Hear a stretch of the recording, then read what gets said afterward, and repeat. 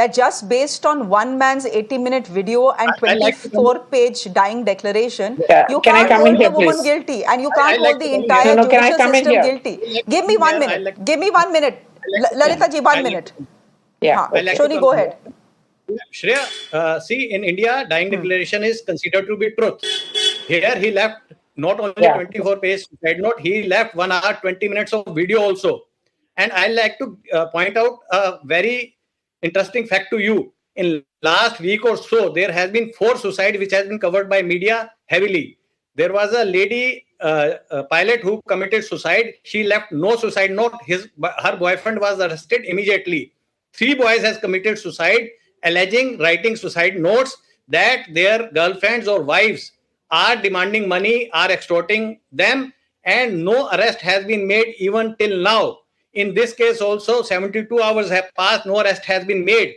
At least it makes a prima facie case that he committed suicide because of the allegations which his wife had leveled against him and the harassment which he was suffering because of the court staff and the presiding officer demanding money from him. Prima facie, there is a case, and prima facie, the arrest should be made and investigation should be done. We cannot say that whether the dying declaration is true or not, whether the note was written by him or not. There is a written note, there is his signature, there is his video. Does not it makes a prima facie case? Lalitha ji, if had committed suicide in the similar circumstances, would we be saying whether it is true or not? Lalitha ji, it's a fair point that has now been asked for the last 48 hours. Look, I'm not someone who's demanding or asking for or campaigning for anyone's arrest. It's not something that a journalist should be doing, right? It's for the courts to decide.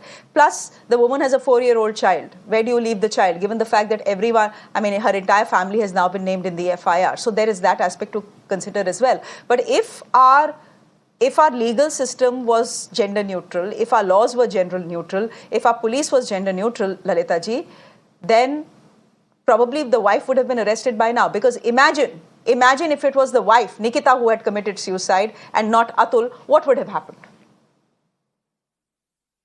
Look, I agree with a lot of what you're saying, but the problem is that society is not gender neutral. Therefore, neither are the police nor is the legal system. The system is in many ways broken. It does need to be fixed, but I don't think we can decide in a hurry how it can be fixed. In this particular case, I think the person who must also be investigated is the judge against whom there is a very clear allegation of corruption. Now, if a judge is corrupt, and I'm using the word if very carefully, then it's possible that in collusion with a greedy family who saw that how the law could be misused for their own financial benefit, they pushed a man to suicide. That is a crime, regardless of gender laws. Gender neutrality should not actually go against either gender or the other. In the past, because too many women have suffered from a very, very gender unjust society, the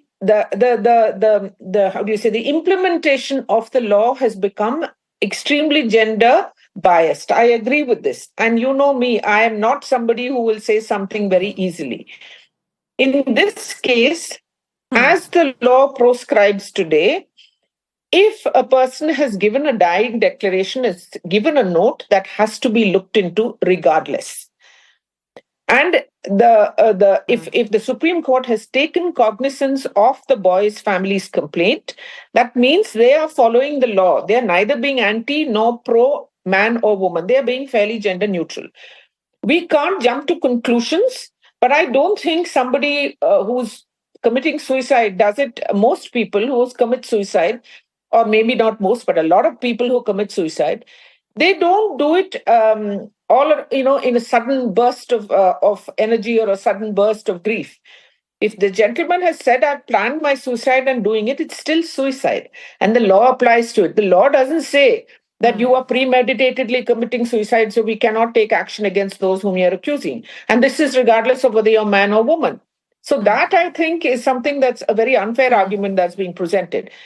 Increasingly also, I have myself seen that the law is being misused, especially in cases of domestic violence, etc. I'm not saying that the police are neutral. They still don't take cognizance. Every police person I have spoken to, both when I was in the NCW before and after that, and this is almost across the board, it's almost 100%. They say that given the number of complaints that come in, sometimes they're so petty and so flimsy, there is no point in us even filing a complaint or writing an FIR. And we do have, police are understaffed, undertrained, all of that I agree.